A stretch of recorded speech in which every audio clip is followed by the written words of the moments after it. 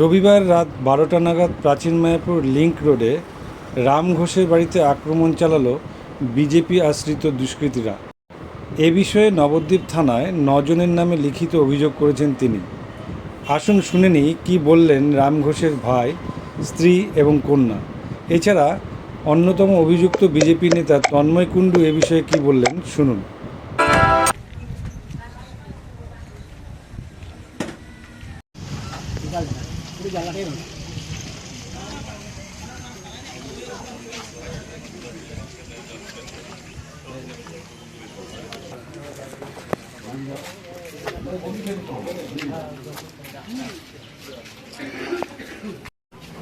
দুটো গাড়ি এখানে যাবে, সামনে দিকটা দেখা।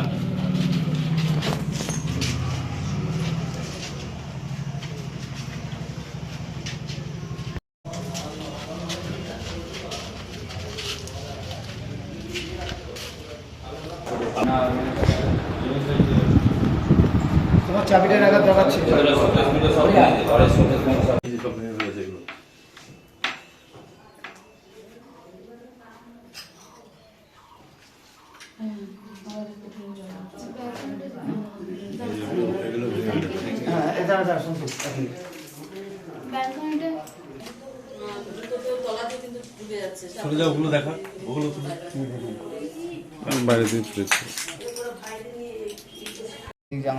জানলা সব ভাঙা।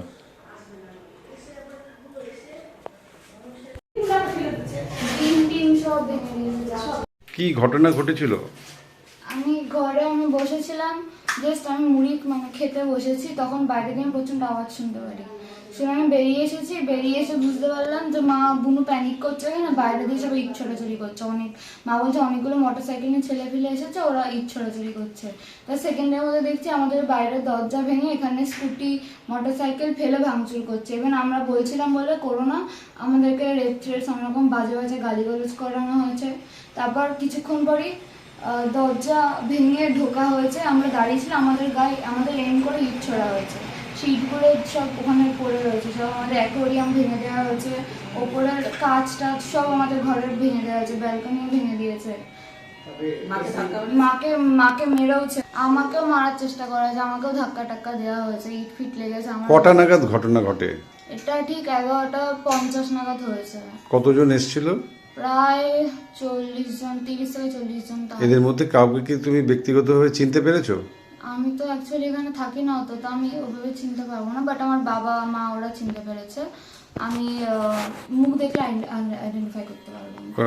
তুমি কোথায় থাকো? আমি অ্যাকচুয়ালি আমার কলেজ আছে চন্দননগর, আমি ওখানে থাকি। আমি কালকেই জাস্ট বাড়ি এসেছি দুপুরবেলা, যে রাতে এই ঘটনা হয়েছে। আমি বাড়ি থাকাকালীন। তোমার নাম? রেনেসা ঘোষ। তোমার বাবার নাম? রাম ঘোষ।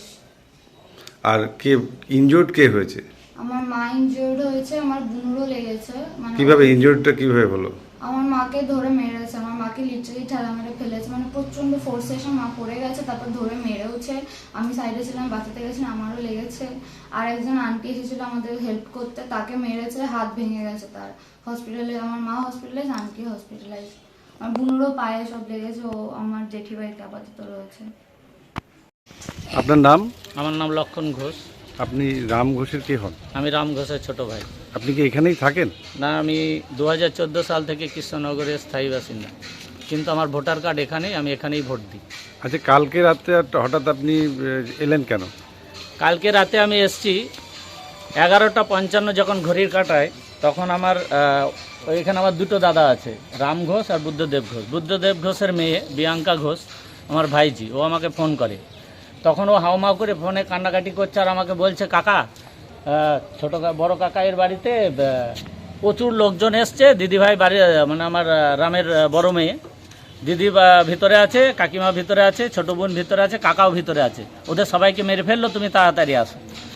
তো ওকে তার আমি বলতে পারছি না আমি কোথায় আছি। তো ওকে আমি বললাম আমার একটু লেট হবে, আমি জোগাড় করছি যা করার। তা আমি সঙ্গে সঙ্গে ওখান থেকে একটা উবের বুক করেছি, করে আমি ওখান থেকে সোটান বার হয়েছি। আর সঙ্গে সঙ্গে আমি গাড়িতে আসতে আসতে আমার যা সোর্স ছিল, কৃষ্ণনগরে আমার কটা পুলিশ বন্ধু আছে, তাদের ফোন করেছি, তাদের বলেছি যে কোনো প্রকারে পুলিশ পাঠাও তাড়াতাড়ি, ওর বাড়ির ওখানে যেন প্রোটেস্ট হয়। রাম ততক্ষণে পুলিশে ফোন করে দিয়েছে থানায়। আবার আমার ওই বন্ধুটাও ওখান থেকে এখানে ফোন করেছে, তো ফোন করাতে সঙ্গে সঙ্গে পুলিশের গাড়ি এসছে, কিন্তু ততক্ষণে আমি এসে আসার পরে যেটুকু শুনেছি, আমার ভাইজিও এখানে আছে, তো এর নাম রেনেসা, এ রামের বড় মেয়ে। তো এ ঘরে ছিল, একে সে অকথ্য ভাষায় গালাগালি দিয়েছে। তারপরে বাইরে থেকে ওর সিসিটিভি ক্যামেরা প্রথমে সব ভেঙে দেওয়া হয়েছে, সমস্ত জানালার কাঁচ ইট মেরে মেরে ভেঙে দেওয়া হয়েছে। আমার কাছে সিসিটিভি ফুটেজ সব আমি কালেক্ট করে নিয়েছি। ওরা ভাঙার আগে যেগুলো কালেক্ট হয়েছে সেগুলো আমার কাছে আছে, ওগুলো আমি শো করব। আর তারপরে গেট ভেঙেছে, গেটে ঢুকেছে, দুটো বাইক ছিল, একটা স্কুটি একটা বাইক দুটো ভেঙে দিয়েছে, দিয়ে গেটের তালা ভেঙে ভেতরে ঢুকে পুরো আপনার হলঘরটাকে পুরো ভাঙচুর করেছে। এর বেডরুমে ঢুকেছে, একে অকথ্য ভাষায় গালাগালি দিয়েছে। সে ভাষা আমি এখানকার বিধায়ক যিনি এসছেন আমাদের ভারতীয় জনতা পার্টির পক্ষ থেকে, তাকেও আমি এই বার্তা দিতে চাই যে আপনি আপনার যে টিম আছে তাদের সতর্ক করুন। এইভাবে সাধারণ মানুষের বাড়ি যদি ভাঙচুর করে, সাধারণ মানুষের বাড়িতে যদি আসে, আগামী দিনে এটা আর একটা খারাপ বার্তা দিচ্ছে বিজেপির দিক থেকে। মানুষ ভোট দিয়েছে, বিজেপি এমনি এমনি ক্ষমতায় আসেনি। আমরা সবাই বিজেপিকে ভোট দিয়েছি। আমি 1995 সালে ভোটার হয়েছি। 1995 সালে প্রথম ভোটটা লক্ষণ ঘোষ বিজেপিকে দিয়েছিল। তখন হয়তো অনেকে জন্ম নেয়নি এখানে, যে সমস্ত ছেলেপিলে আজ আমার দাদার বাড়িতে এসে অ্যাটাক করেছে। আমি বিজেপির যত নেতা বা নেতৃত্ব যাদের উপর মহলে যারা আছেন তাদের সঙ্গেও আমার উঠা বসা হয়েছে অনেকবার। তারা ব্যক্তিগতভাবে আমাকে না জানলেও আমি পরোক্ষভাবে বিজেপির সঙ্গে ফুল সাপোর্টার। তো সেই জায়গায় দাঁড়িয়ে বলবো যে বিজেপি হচ্ছে এমন একটা পার্টি, তার নিজের আদর্শ আছে, তার নীতি আছে। তার সেই আদর্শ আর নীতিকে এইভাবে যদি জঘন্যভাবে কাজ করে তার আদর্শ নীতিকে নষ্ট করে দেয়, তাহলে আমি বলবো এরা মানুষই নয়, এরা বিজেপি পার্টি করতে আসেনি। এরা কিছুদিনের জন্য বিজেপিতে এসছে নিজেদের স্বার্থ সিদ্ধির জন্য।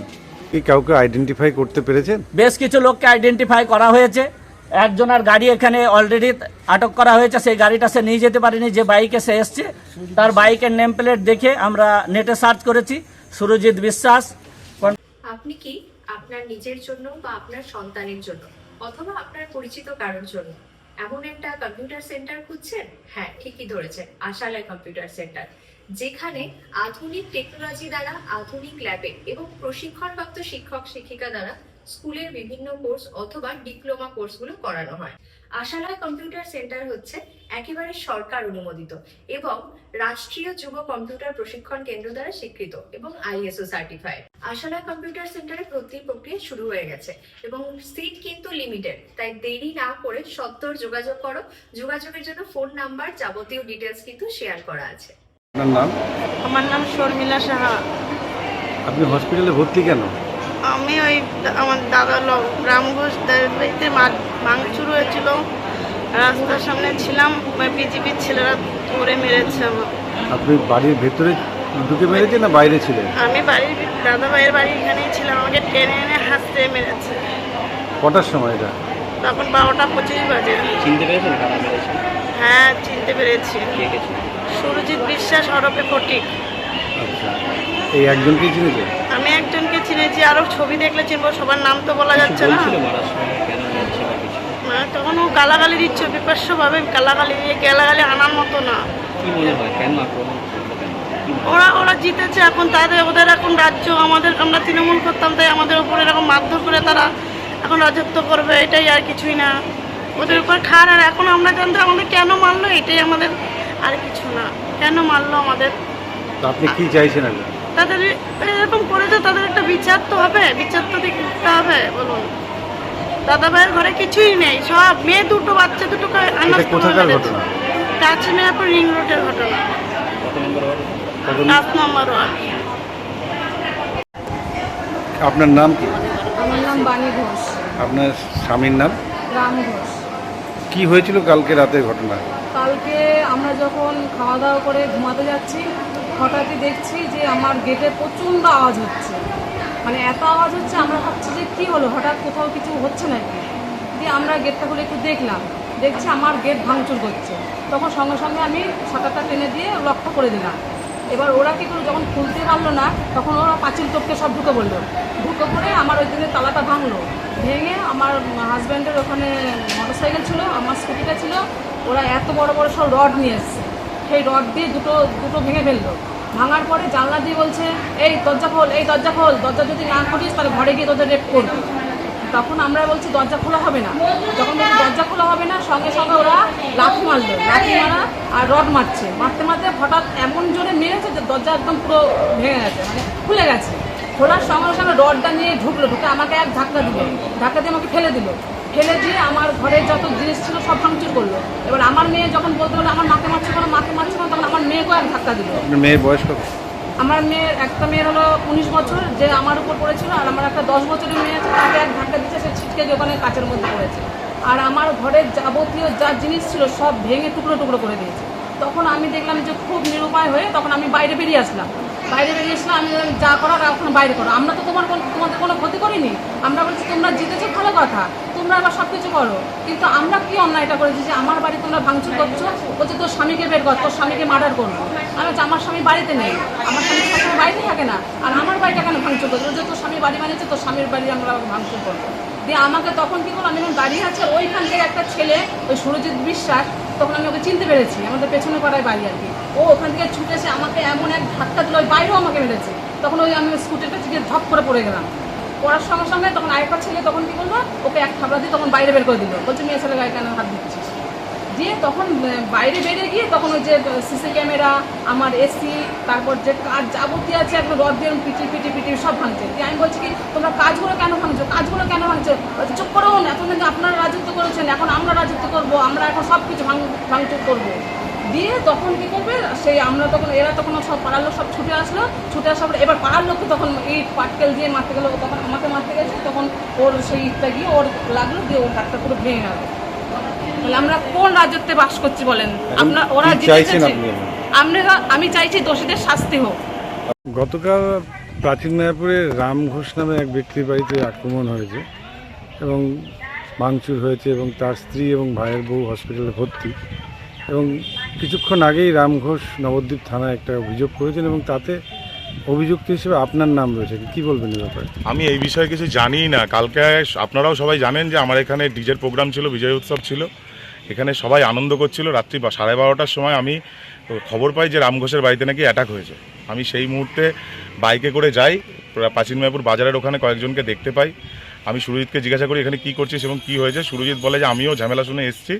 তা যখন রাম ঘোষের বাড়ির ওদিকে গেছে ও, তখন কয়েকজনকে রামদা নিয়ে বন্দুক নিয়ে ছুটে আসতে দেখেছে। সেই সময় ও ভয়ে বাইক রেখে ওখান থেকে পালিয়ে গেছে। আমি তার সঙ্গে সঙ্গে থানার আইসির সঙ্গে আমার দেখা হলো, আইসি আমাকে জিজ্ঞাসা করলো। আমিও বললাম যে স্যার প্রোগ্রাম ছেড়ে আমি এখানে আসলাম, কোনো একটা ঝামেলা হয়েছে শুনে, আপনার মনে হয় যে আমি কোনো অশান্তি করব? তা আইসি স্যার বললেন ঠিক আছে, দিয়ে উনি চলে গেলেন। আজকে সকালবেলায় আমি শুনছি আমার নামে মামলা হয়েছে, আমার দাদার নামে মামলা হয়েছে। আমার দাদা তো এইসব ঘটনার মধ্যে কিছু ছিলই না, জানেও না, আর আমার দাদা কোনোদিনও কারোর সঙ্গে কোনো অশান্তি করেও না। এই জিনিসগুলোকে ঘটনা হচ্ছে পুরোপুরি রাজনৈতিক চক্রান্ত করে তৃণমূল।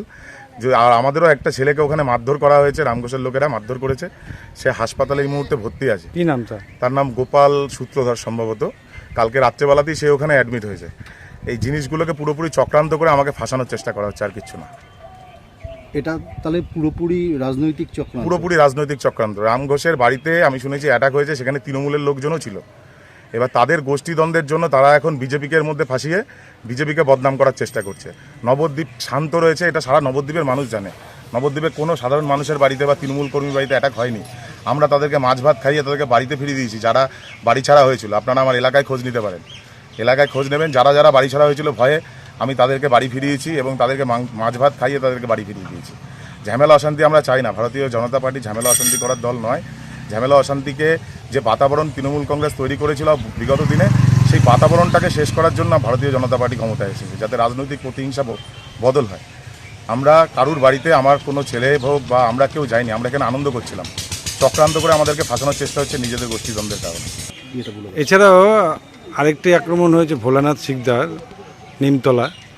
তো তিনি পূর্বতন আপনাদেরই কর্মী ছিলেন, বর্তমানে তিনি তৃণমূল করেন, কি বলবেন? আমি আপনাদের কাছ থেকে এইমাত্র শুনলাম যে ভোলানাথ শিকদারের বাড়িতে আক্রমণ হয়েছে। ভোট গেছে, ভোটের রেজাল্ট বেরিয়েছে, তা ওনার বাড়িতে কখনো কেউ যায়নি। এগুলো পুরোপুরি নিজেদের লোককে দিয়ে তাদের বাড়িতে আক্রমণ করিয়ে সেগুলোর মধ্যে বিজেপির ছেলেদের নাম জড়িয়ে বিজেপিকে বদনাম করার চেষ্টা হচ্ছে। এর তীব্র ধিক্কার জানাই। আপনার নাম? তন্ময় কুণ্ডু, নবদ্বীপ শহর উত্তর মণ্ডলের সহসভাপতি।